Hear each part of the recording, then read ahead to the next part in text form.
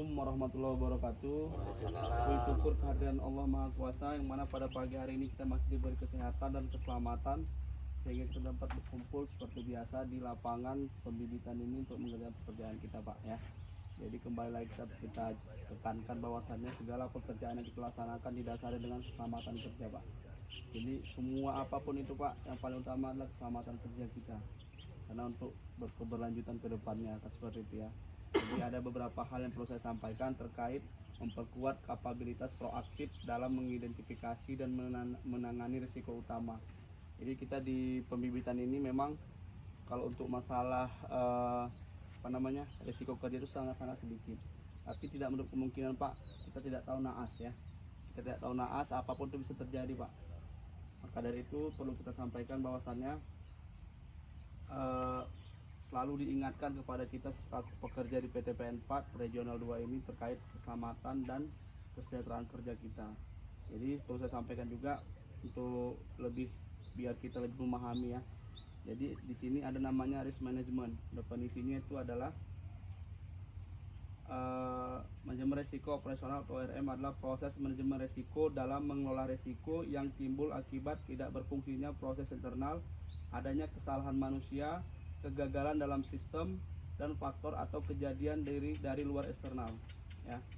Standar pengungkapan keberlanjutan. Selanjutnya, tujuan dari manajemen risiko itu yang satu, pencapaian sasaran, yang kedua melindungi aset, yang ketiga mitigasi dampak, yang keempat penerapan GCG, dan yang kelima penciptaan nilai. Jadi masing-masing dari ini akan saya jelaskan. Yang pertama, pencapaian sasaran, yaitu mendukung pencapaian sasaran perusahaan baik jangka pendek maupun jangka panjang.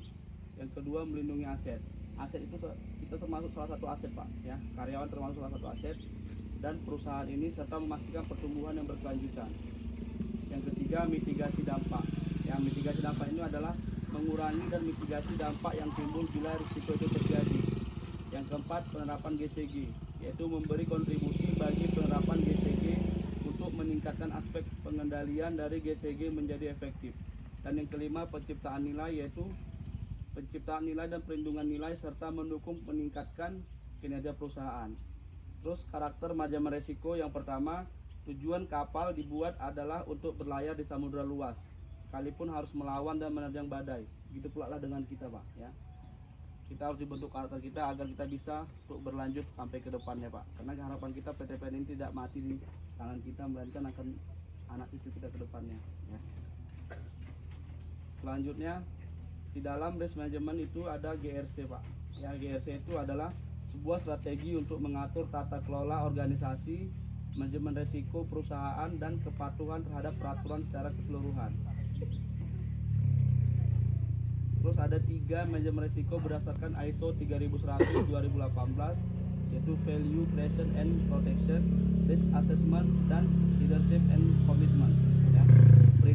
Prinsip manajemen risiko itu ada 8. Yang pertama, manajemen risiko adalah bagian terpadu dari semua kegiatan organisasi. Yang kedua, pendekatan yang terstruktur dan komprehensif pada manajemen risiko memberikan hasil yang konsisten dan dapat dibandingkan. Yang ketiga, kerangka kerja dan proses manajemen risiko harus disesuaikan dengan kebutuhan penggunaannya dan sebanding dengan konteks internal serta eksternal, termasuk juga terhadap sasaran yang terkait. Yang keempat, keterlibatan para pemangku kepentingan secara memadai dan tepat waktu akan membuat mereka mau berbagi pengetahuan, pandangan, dan persepsi untuk menjadi bahan pertimbangan. Yang kelima, manajemen risiko akan mengantisipasi, memindai, dan memahami serta menangani perubahan dan peristiwa yang terjadi secara memadai dan tepat waktu. Yang keenam, manajemen risiko secara tegas memahami keterbatasan dari informasi yang tersedia dan juga ketidakpastian yang melekat pada informasi. Yang ketujuh, budaya dan perilaku manusia akan sangat mempengaruhi penerapan sebelum aspek manajemen risiko pada setiap tingkatan. Dan yang kedelapan, manajemen risiko melakukan perbaikan terus-menerus berdasarkan pengalaman dan pembelajaran. Ya, mungkin ini saja dapat saya sampaikan. Semoga kita bisa merealisasikan di lapangannya. Tetap jaga kesehatan, keselamatan kita semua, Pak. Assalamualaikum warahmatullahi wabarakatuh. Semangat pagi. Pagi.